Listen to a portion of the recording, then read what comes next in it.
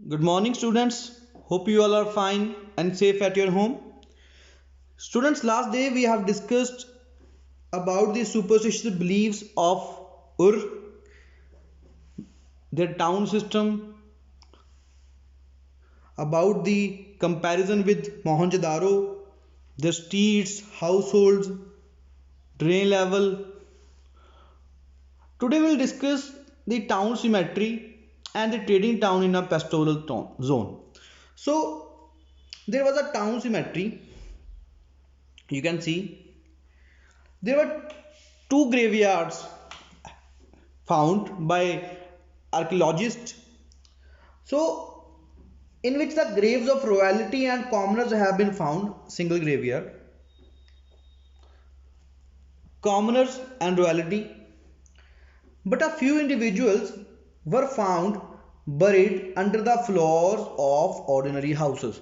So we can say there we have two evidences there. One evidence show that they have in one graveyard they found commoners and the royal their graves, and in other ones the different people ordinary houses. Okay, so we can say there were two graveyards. Okay, so second topic is trading town in a pastoral zone.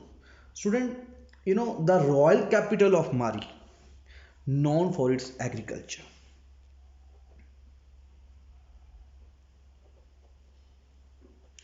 Now, why it is known for its agriculture? I'll tell you. Royal capital of Mari flourished after 2000 BCE. Okay, so Mari stands not on the southern plain with its highly productive agriculture, but much further upstream on the Euphrates. Upstream on the Euphrates, that's why soil is fertile here. Okay, and agriculture is known by Mari.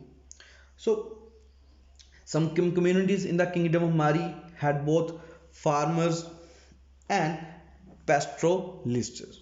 Okay, we can say because as I told you, most people are engaged in Mari in agriculture. So herders need to exchange young animals, cheese, leather, meat.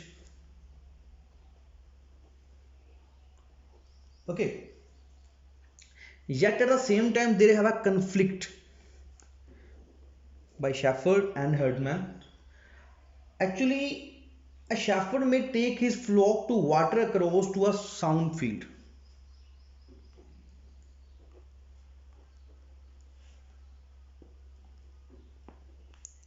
Okay,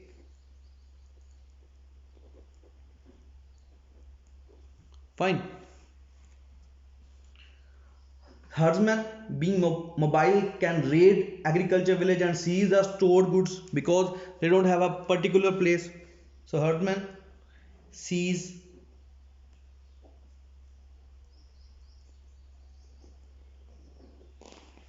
for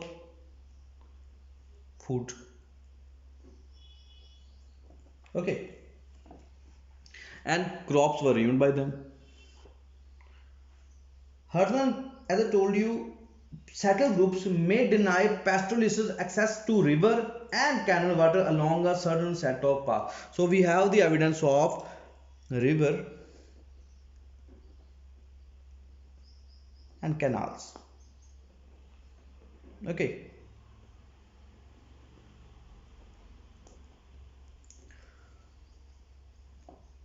So through Mesopotamian history, nomadic communities of a western desert filtered into the prosperous agriculture heartland. We can write prosperous agriculture.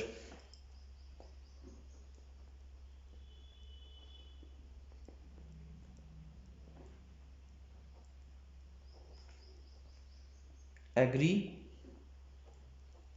Okay.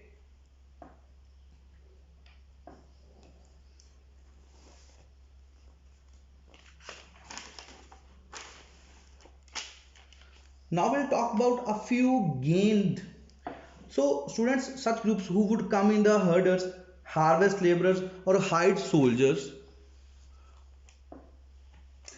a few gained the power to establish their own rule. Own rule. They were not the natives of Ur. Okay, not natives.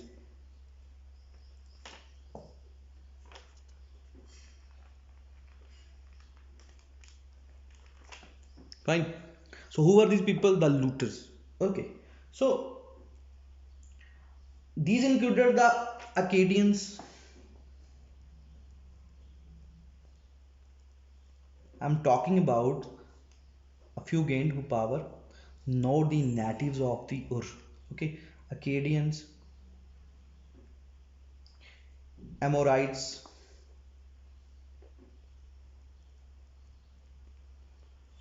Assyrians,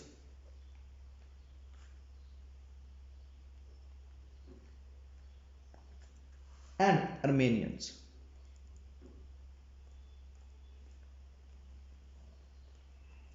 Okay, so the king of Mari were Amiros. So Amiros, king of Mari. Fine.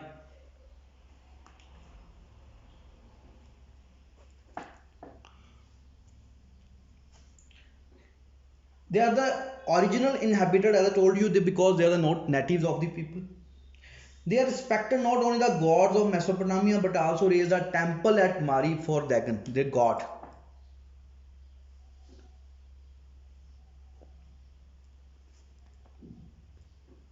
Dagon god. Temple, they made temple. They actually worship their fields. Okay. Mesopotamian society and culture were thus open to different people and culture. Open to all.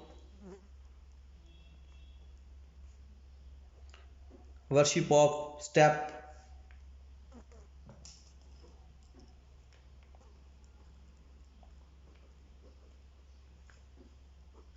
Fine. So vitality of civilization was perhaps due to the intermixture. Why they accepting all? Because of intermixture. As I told you, the king of Mary was not the native of Ur, but they are the rulers now. Why? Because their past incidents, because their past history. Okay, so students, today we have discussed the topics town symmetry, shepherd herdsman, their communities, their power, about the Mari and the Akkadians, Amorites, Assyrians, and the Armenians. Okay, rest we'll do tomorrow. Tomorrow we'll do about herders and trade in Euphrates. Thank you, student. God bless you.